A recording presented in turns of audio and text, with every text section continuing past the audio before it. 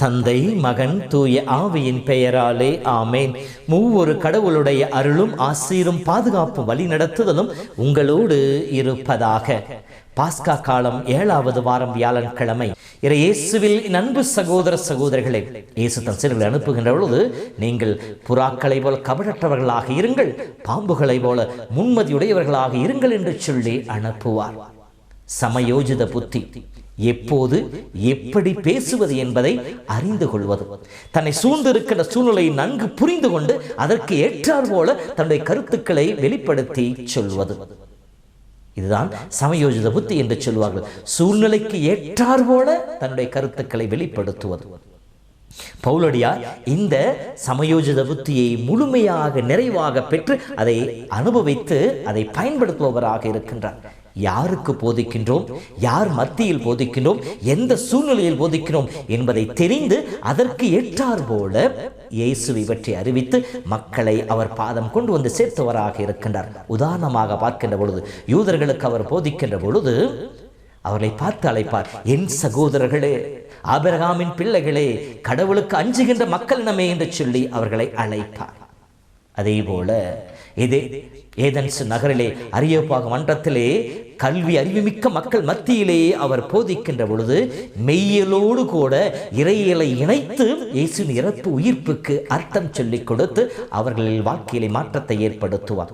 அங்கிருந்து சாதாரண மக்களுக்கு அவர் போதிக்கின்ற பொழுது அவர்கள் மத்தியில் இருக்கின்ற தெய்வ பக்தியை மையமாக வைத்து, இதோ எல்லா தெய்வங்களுக்கும் வழிபடுகின்றவர்கள் ஒரு பீடத்தை பார்த்து அது அறியாத தெய்வத்தை பற்றி இருக்கின்றது, அந்த அறியாத தெய்வத்தை பற்றித்தான் நான் உங்களுக்கு போதிக்கின்ற சொல்லி இயேசுவை அவர்களுக்கு அறிவிக்கின்றார், அறிமுகம் செய்து வைக்கின்றார். இவ்வாறு இறைவன் கொடுத்த அறிவை தூய ஆவியின் வழியாக இறைவன் சொல்லிக் கொடுக்கின்ற வரதை தக்க முறையிலே பயன்படுத்தி தன்னுடைய பணியை செய்தார். அதேபோல்தான் இன்றைய முதல் வாசகத்திலே பார்க்கின்ற பொழுதும் பவுலடியார் இறைவன் கொடுத்த அந்த அறிவாற்றலை பயன்படுத்துகின்றார். இன்றைய முதல் வாசகமானது பவுலுடையார் 3வது தூதரை பயணத்தை முடித்துக் கொண்டு எருசலேமுக்கு திரும்புகின்ற சூழ்நிலையிலே நடக்கின்றது. இவ்வாறு எருசலேம் நோக்கி பவுல் வருகின்ற பொழுது அங்கே இருந்த சீடர்கள் சகோதரர்கள் அவரை இன்முகத்தோடு வரவேற்கின்றார்கள். ஆனால் அவரை பலர் வெறுத்தார்கள். வெறுப்பு வலுத்தது.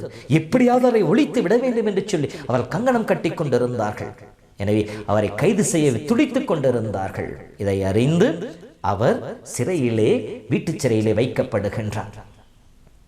இப்படி இருக்கின்ற பொழுது எவ்வாறு இயேசுவின் மீது பொய் குற்றம் சாட்டி அவரை சிலுவையில் அறைந்தார், அதே போல இவர் மீதும் பொய் குற்றம் சாட்டுகின்றார்கள். இயேசுவின் மீது சாட்டப்பட்ட அதே குற்றச்சாட்டு இவர் மீதும் சாட்டப்படுகின்றது. எவ்வாறு பார்க்கின்ற போது நம் மக்களுக்கு எதிராக, யூத மக்களுக்கு எதிராக, திருச்சட்டத்திற்கு எதிராக, புனித இடத்திற்கு எதிராக இவர் மக்களிடையே பேசி குழப்பத்தை ஏற்படுத்தி கொண்டிருக்கின்ற சொல்லி அதே குற்றச்சாட்டை வைத்து இவரை கைது செய்கின்றார்கள். இத்தகைய நிலையிலே விசாரணைக்கு ஆயிரத்தவர் தலைவர் அழைத்து வருகின்றார். அப்படி அழைத்து வந்த சூழ்நிலையை பவுல் ஆராய்ந்து அதை புரிந்து கொள்ளுகின்றார். அங்கே பரிசேயர்களும் சதுசேயர்களும் இருவரும் குழுமே இவருக்கு எதிராக நின்று கொண்டிருக்கின்றார்கள். அந்த சூழ்நிலையை பயன்படுத்தி சமயோஜித புத்தியோடு தன்னுடைய அறிவாற்றலை பவுல் பயன்படுத்துகின்றார். நான் பரிசேய குலத்தை சார்ந்தவன், இறந்து உயிர்த்தெழுதல் என்னும் எதிர்நோக்கு பற்றி பேசியதால் கைது செய்யப்பட்டு என்று சொன்னவுடன் அங்கே அந்த குழு 2ஆக பிரிகின்றது. காரணம், பரிசேயர்கள் வானதூதர்கள், உயிர்த்தெழுதல், ஆவிகள் இவையெல்லாம் உண்டு என்று சொல்லி நம்புபவர்களாக இருந்தார்கள். ஆனால் சதுசேயர்களோ வானதூதர்களோ உயிர்த்தெழுதலோ மற்றும் ஆவிகளோ இல்லை என்று சொல்லி வாதாடுபவர்களாக இருந்தார்கள். இப்படி பவுல் உயிர்த்தெழுதலை பற்றி தான் பேசிஎன்று சொன்ன போது பரிசேயர்கள் பவுல் பக்கமாக நிற்க ஆரம்பித்தார்கள். அந்த இடம் 2ஆக பிளவுபட்டது. கலக்கங்களும், அதாவது குழப்பங்களும் சலசலப்பும் அதிகமாகின்ற போது தலைவர் அவரை அங்கிருந்து அப்புறப்படுத்துகின்றார். இதுதான் இன்றைய முதல் வாசக நிகழ்வாக அமைந்திருக்கின்றது. இந்த நிகழ்வின் வழியாக பவுல் நம் ஒவ்வொருவருக்கும் 2 பாடங்களை சொல்லிக் கொடுக்கின்றார்.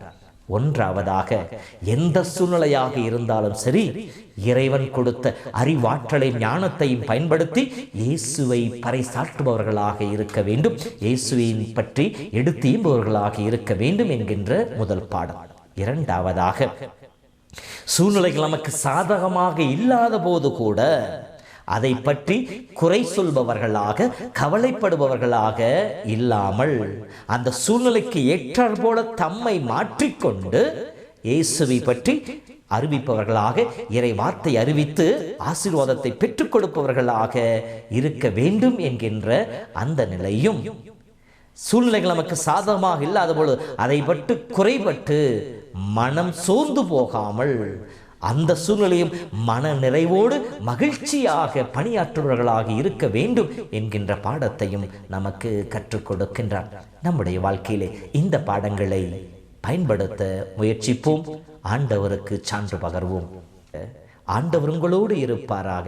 எல்லாம் வல்ல இறைவன், தந்தை, மகன், தூய ஆவியின் பெயராலே ஆமேன்.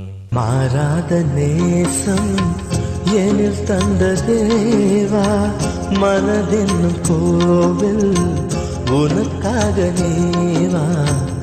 மாறாத நேசம் எனில் தந்த தேவா, மனதென்னும் கோவில் உனக்காக நேவா.